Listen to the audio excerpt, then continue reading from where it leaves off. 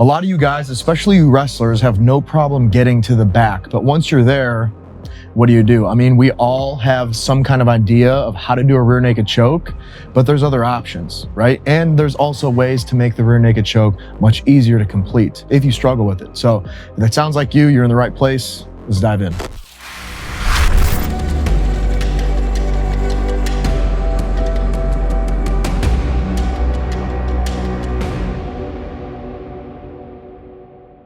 Before we jump into the submissions themselves, I want to talk about a specific position from BackControl that I see a lot of newbies struggling with. As you can see in this example, my opponent is turtled up and I'm able to get my hooks in. Now, I see a lot of people ride this position out.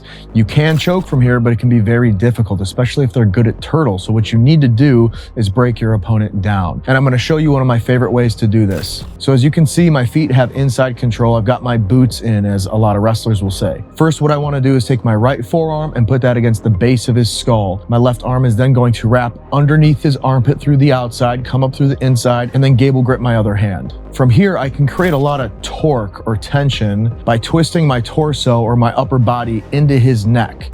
Now, at the same time, my left leg will begin to straighten out, almost like I'm kicking a soccer ball, through his thigh. So that'll open up his base, it'll twist his back, and it'll make it really hard for him to keep his balance. Plus, it'll encourage him to fall towards the side where my framed forearm is. So if I'm framing with my right forearm, it'll encourage him to fall to his right. If I'm framing with my left forearm, it'll encourage him to fall to his left. A little rule of thumb: if you are framing with your right arm, you're kicking with your left leg. If you're framing with your left arm, you're kicking with your right leg. It's always opposite. Now, once I have them broken down, you can see that I'm looking for hand control. I'm looking for choke position. This is where we can really get a good attack in, which flows nicely into the second piece of the puzzle.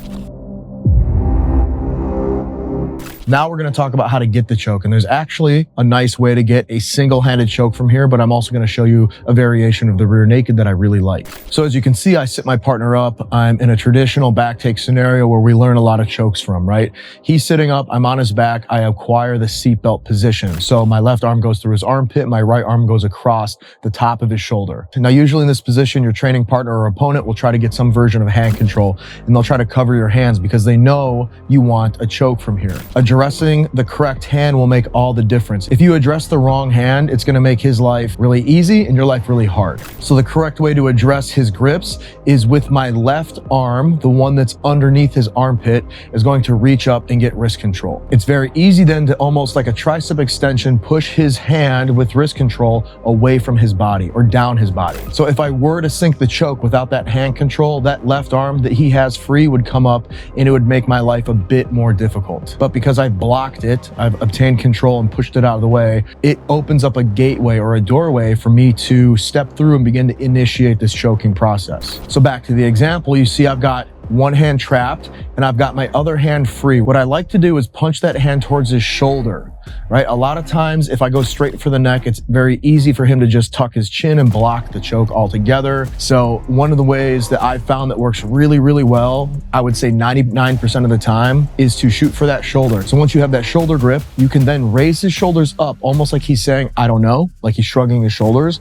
And then from there, it's very easy to drop the shoulder and slip over up on top of the trap. And sometimes I even like to finger walk, as you can see in this example. Finger walking is great because not only is it strong and effective, it's a great way to keep the entrapment really tight. I don't lose any of the tightness by trying to transition to a new position. And in fact, with finger walking, I can even tighten this up a little bit more as I walk my hand on top of his trap. So once my hand is parked on top of his trap, it's very easy for me to get a good grip there with my hand. I will then place my head, whether it's my temple, my cheekbone, whatever I can get, on the back of his head, because I want to push his head forward while I pull my arm in and make my chest big. So I'm essentially pushing my body into his.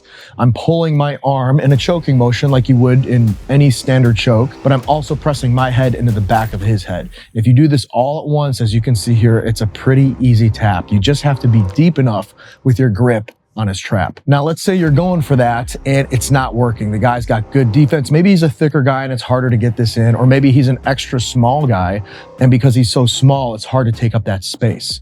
So one thing I like to do from here is a variation of a rear naked choke. So checking back into the example, as you can see, my left hand that was trapping his hand retreats out from that position. I pull it straight back and then I race it to the hand that's on his trap. This is something that you don't want to do slow. You want to do this quick, because for a split seconds, you're losing hand control and then he can reach up and defend. So this is very much a race. I'm racing my left hand to my right hand while he's racing his left hand to my right hand. And whoever gets there first wins. But oftentimes, because you're the one initiating the movement, action beats reaction, you have a head start. So you just have to be quick. And once you get your left hand to your choking hand, it's pretty much game over at this point. All the same concepts apply. Big chest, head into the back of his head. I will get a gable grip and I will drop my elbow along his back. From here, along with the same elements that applied in the first choke, I'm also pulling almost like a lat row almost in a way. I'm pulling the choking arm extremely tight. And the reason I like this is because in a traditional rear naked choke scenario, the way out is to grab this hand that goes behind your head and pull it up and then begin to unwind. In this variation I'm showing you, there's no top hand back here. It's all locked up behind your back. So it's a lot harder to solve. And in fact, unless you just mess the choke up, your positioning's a little bit off. Maybe you're not directly on his back, you're off to the side a little bit. You're gonna get this. Like, this is a pretty easy finish and it doesn't take a lot of power or strength. And just remember, like all chokes, guys, you wanna ease into it. You don't wanna hit the nitrous button right out of the gate so that you're giving 100% right away, because if the choke isn't on right, you don't wanna burn yourself out on an incorrect choke. You're wasting energy. So build up pressure. If you need to make adjustments, build up more pressure until you get the tap. These are really fun to all put together. You know, the breakdown from turtle, getting the one-handed choke, or even looking for the rear naked variation. This is a fun flow that you can play with yourself. You can rep it. As long as you have a willing training partner, you can get a lot of reps on this, and the more reps you get, the better you're gonna be. So if you're not doing it, go ahead and enjoy it. It's a good one. Now, another back attack that I like to do that isn't a choke is an armbar from BackControl. And the reason I like this is because sometimes you will have an opponent who's difficult to choke. Sometimes their hand defense is really good. Their positioning is really good. They're able to wiggle their way out of these things. And if you're not getting the desired result, there's no reason to burn your gears trying to get it. You have so many more options in jiu-jitsu. That's what jiu-jitsu is. It's filled with options. So always try to give yourself a few options in every position, and that's exactly what we're doing here. So as you can see, I have back control and I have my seatbelt in. I can't get the choke, so what I want to do is with my left hand or my left arm that's under his armpits, that turns into an uppercut hook. My feet then shift over to the right side of his hips. So essentially, my right foot comes off onto the floor and my left foot shifts on top of his left leg. From here, it's very easy to lean backwards laterally so that he's falling backwards into the empty space where I once was sitting. From here, if I need to, with my right hand, I can push his face away as I fall back with my left arm hooking his left arm. As I sit back into the position, my right leg wraps over on top of his face. And with all traditional arm bars, we want to pinch our knees together and pinch our feet towards our butt. And even me as a white belt, I can remember how difficult this was for me. I could tell myself and I could know that I need to pull my heels to my butt and pinch my knees together. But actually doing that was difficult. So if you struggle there, it's normal. It happens to a lot of people. Just get reps, it's fine. Once I have this nice and tight, I then aim his thumb towards the sky. And technically what I'm doing is I'm aiming his thumb perpendicular to my hips, because sometimes you're gonna hit inverted arm bars or downward facing arm bars.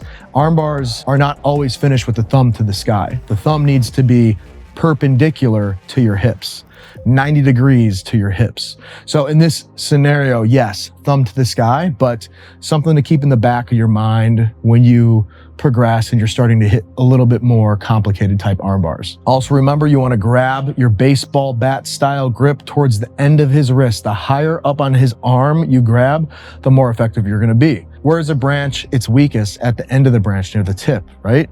Where is it strongest? Near the base. So we want to be towards the end as much as possible. That's where we get the most motion. And then of course, once we're here, hipping up while pulling his hand tight to our chest, and you'll get the tap. This is a fun type of armbar because when you hit it, you almost feel like smooth with it. You know what I mean? You ever hit a submission so good and you're like, oh man, that was smooth. This is smooth, right? It's not overly complex and you can learn this relatively easily with enough reps, but it feels good to hit these because it's jujitsu, it's skill. You're not forcing it. This is not a muscle move. You have to be smooth and do the technique properly to be able to hit this. So you start hitting this in training or in sparring, you're on your way. You're doing a great job. So those are some options from the back. The back honestly has so many different options that you can do, and I can do more videos on that if you guys want to see that. Also, if you guys have your own options that you like from BackControl, drop them in the comments because I'm always trying to see what you guys are doing. Plus, I might actually do a video on something that you guys are talking about. So